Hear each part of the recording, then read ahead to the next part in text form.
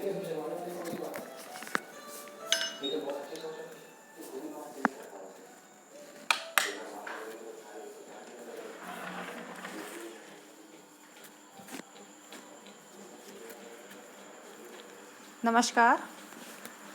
बच्चों, आज हम पढ़ेंगे बीए पार्ट सेकंड का सेकंड पेपर एकांकी संग्रह, जिसके अंतर्गत आपके यहाँ एकांकी है कोर्स में डॉक्टर राम कुमार वर्मा द्वारा लिखित औरंगजेब की आखिरी रात।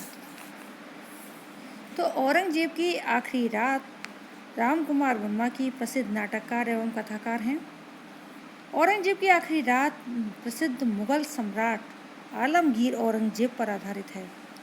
औरंगजेब की पहचान इतिहास में एक ऐसे क्रूर, निरंकुश, अमानवीय, अत्याचारी शासक की है जिसने सत्ता हथियाने के लिए अपने पिता का खून कत्ल कर दिया।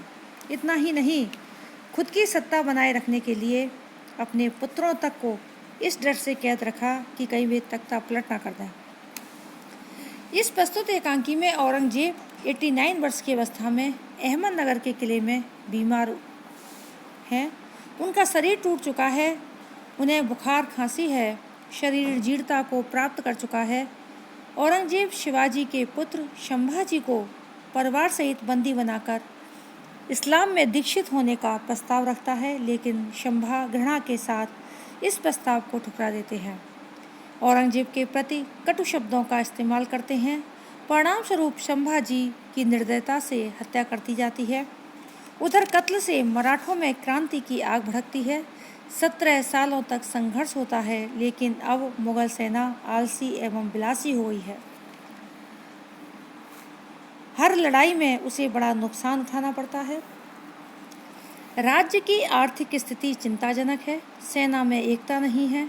लड़ाई के विपन्न अर्थव्यवस्था को ठीक करने के लिए हिंदुओं पर जजिया कर लगाया गया है। अकबर समय से संचित आगरा एवं दिल्ली के किलों की संपत्ति दक्षिण के युद्धों में समाप्त हो गई है। 3 महीनों से सिपाहियों एवं अन्य लोगों को पगार नहीं दी जा रही। इन सब अवस्थाओं के बीच औरंगजेब 79 वर्ष की अवस्था में बीमार होने के साथ साथ निराश, हताश, अवसादग्रस्त हैं।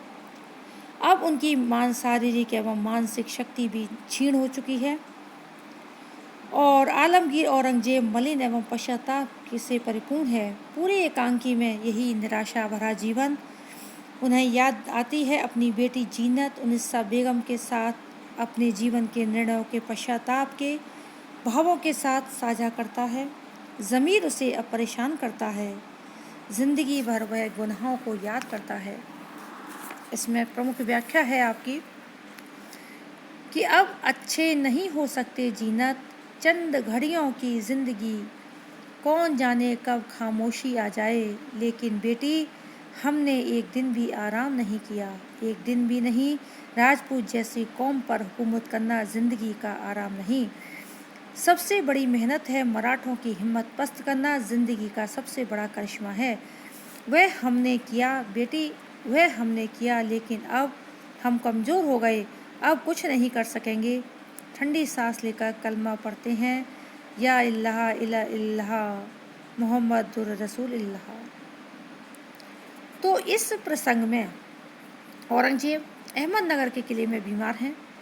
शरीर उनका टूट चुका है, उसे ज्वर और खांसी है। कुल मिलाकर वृद्धावस्था के पूरे लक्षण हैं।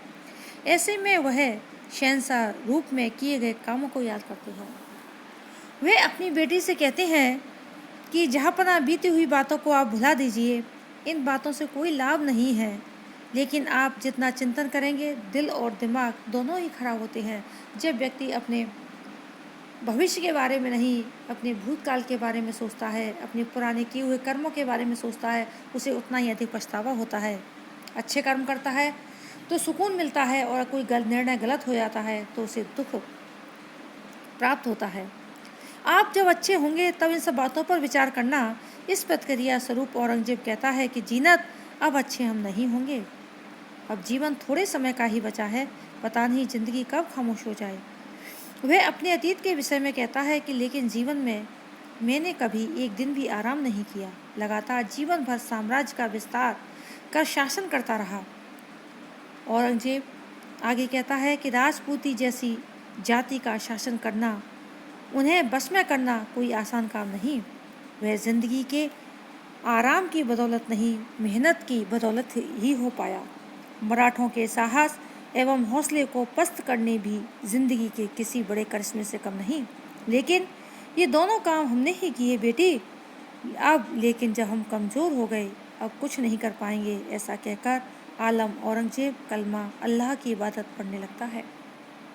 औरंगजेब अपने आखिरी समय में बहुत परेशान है। कहते हैं कि व्यक्ति जीवन पर्यंत तक जो अपने कर्म करता है, आखिरी समय में वह चित्रपट की भांति उसकी आंखों के सामने घूमने लगता है। उसे याद दिलाता है कि जीवन में क्या गलत किया और क्या सही किया। वही स्थिति औरंगजेब की होती है।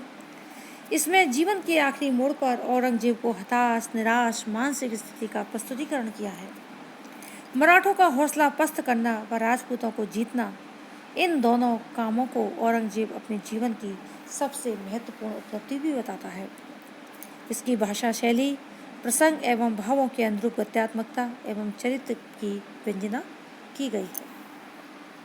यह प्रस्तुत एकांकी ऐतिहासिक एकांकी है।